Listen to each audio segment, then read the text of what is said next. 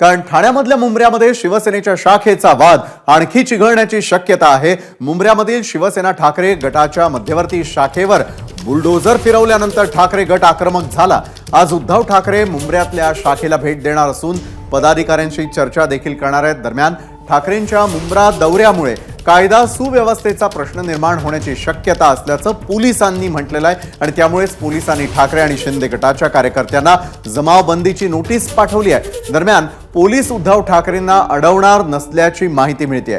शिवाय ठाकरेंच्या दौऱ्याच्या पार्श्वभूमीवर मोठा बंदोबस्त तैनात करण्यात आलेला आहे। दौऱ्यावरती ड्रोनद्वारे पोलीस नजर ठेवणार आहेत, तर दुसरीकडे शाखा परिसरामध्ये 100 मीटर पर्यंत नेते आणि कार्यकर्त्यांना प्रवेश बंदी आहे।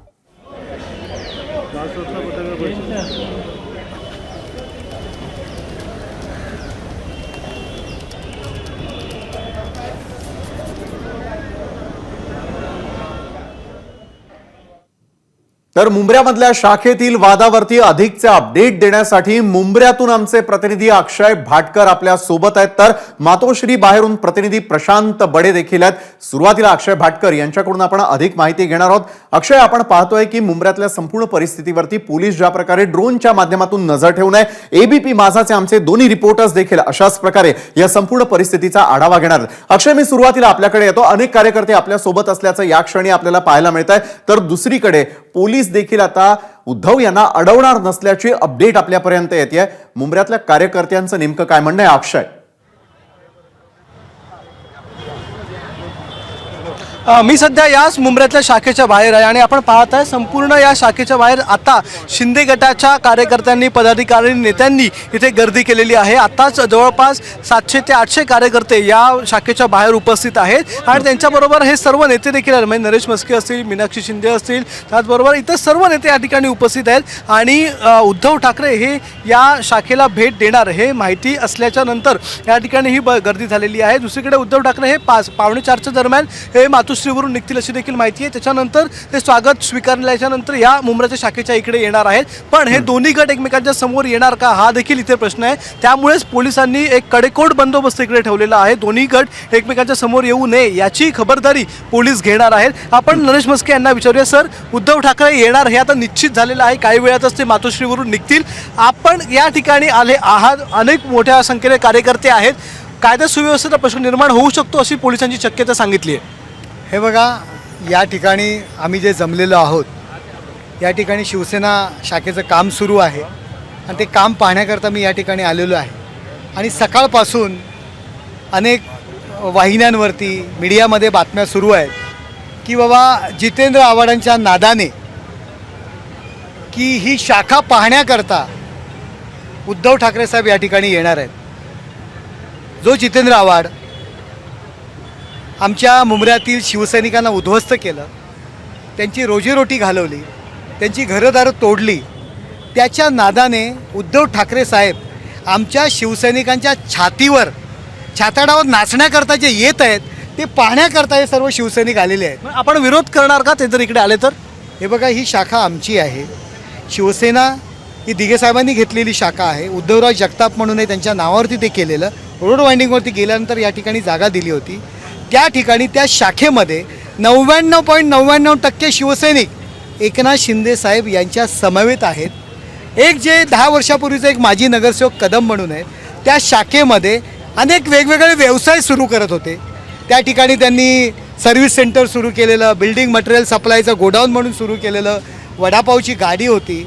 आमच्या शिवसैनिकांनी, राजन किणी यांनी सुद्धा त्याला 10 वेळा सांगितलं की बाबा ही शिवसेनेची शाखा आहे, यातून हे सगळे उद्योग तू बंद कर। तो म्हणाला मी काय हे बंद करणं आहे, मला महिन्याला भाडं मिळतं।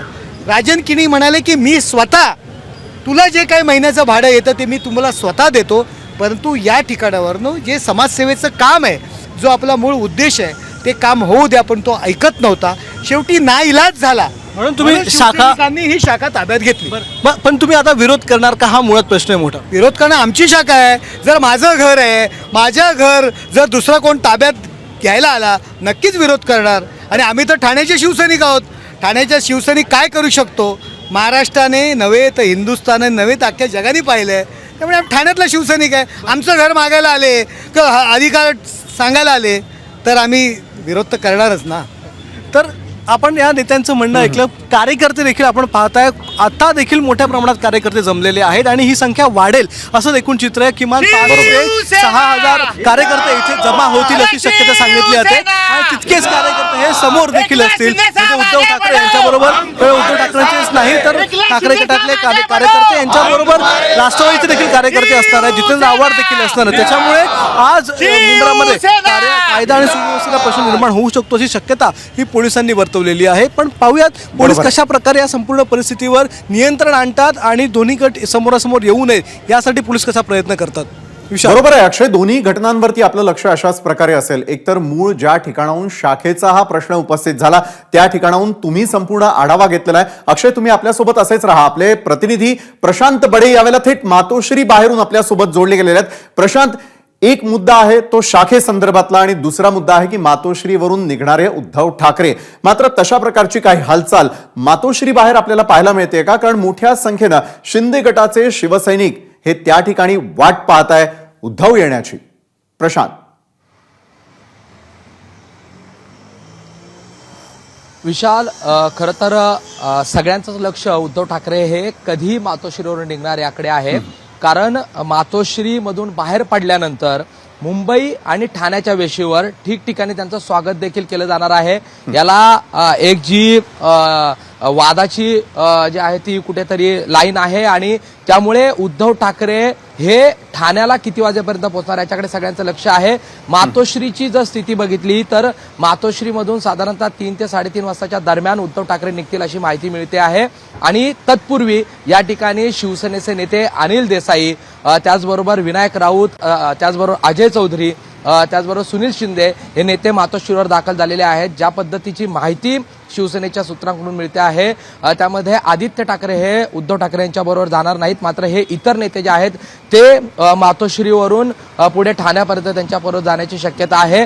उद्धव ठाकरे हे ज्यावेळेस मातोश्रीवरून निघतील त्यावेळेस त्यांचं भांडूप या ठिकाणी सुनील राऊत जे आहेत आमदार ते स्वागत करतील अशी माहिती मिळते आहे. त्याचबरोबर मुलुंडच्या आनंदनगर टोल नाक्यावर त्यांचं स्वागत होईल. ठाण्यात प्रवेश केल्यानंतर अमित गार्डन आणि त्यानंतर खारेगाव टोल नाक्याला या ठिकाणी त्याचं स्वागत होईल. आपण जर आत्ताची स्थिती बघितली तर ठिकठिकाणचे पदाधिकारी आता मातोश्रीवर दाखल होतात. अनिल परब जर बघितलं तर अनिल परब देखील आता मातोश्रीवर आलेले आहेत आणि शिवसेनेच्या ठाकरे गटाचे जे विविध नेते आहेत ते या ठिकाणी दाखल होत आहेत. जी माहिती सूत्राकडून मिळते आहे त्या माहितीनुसार अगोदर हे सगळे नेते मंडळी चर्चा करतील. कारण या सगळ्या स्थितीमध्ये ठाकरे गटांचा सर्वोच्च नेता असलेले उद्धव ठाकरे हे थेट या वादाच्या मध्ये जाणार आहेत, ठाण्यामध्ये जाणार आहेत. तिथे शिंदे गटाचे कार्यकर्ते पदाधिकारी हे देखील त्यांना विरोध करण्याची शक्यता आहे. आणि त्याचबरोबर शिवसेना ठाकरे गटाचे पदाधिकारी आणि राष्ट्रवादीचे पदाधिकारी कार्यकर्ते हे उद्धव ठाकरे यांच्याबरोबर असतील. त्यामुळे कुठेतरी वाद जो आहे तो मोठा होण्याची शक्यता आहे. या सगळ्याच्या पार्श्वभूमीवर आता हे जे नेते मातोश्रीवर दाखल होत आहेत, अनिल परब आत्ता दाखल झालेले आहेत, अनिल देसाई या अगोदर दाखल झालेले होते, विनायक राऊत या अगोदर दाखल झालेले होते, सुनील शिंदे आणि अजय चौधरी हे देखील ज्येष्ठ नेते शिवसेनेच्या या ठिकाणी दाखल झालेले आहेत. या सगळ्यांची अगोदर चर्चा होईल आणि एकत्रित बहुधा हे सगळे नेते मातोश्रीवरून पुढे ठाण्याकडे रवाना होतील आणि ठिकठिकाणी त्यांचं मोठ्या जल्लोषात स्वागत केलं जाईल आणि त्यानंतर ते थेट ठाण्याला पोहोचल्यानंतर तिथे काय घडतं याकडे सगळ्याच महाराष्ट्राचं लक्ष लागलेलं आहे. विशाल, नक्कीच अवघ्या महाराष्ट्रापर्यंत या संपूर्ण घटनेचे अपडेट्स एबीपी माझाची टीम आपल्यापर्यंत पोहोचवत राहणार आहे. तुर्तास दिलेल्या माहितीसाठी दोघांचेही धन्यवाद. एबीपी माझा, उघडा डोळे बघा नीट.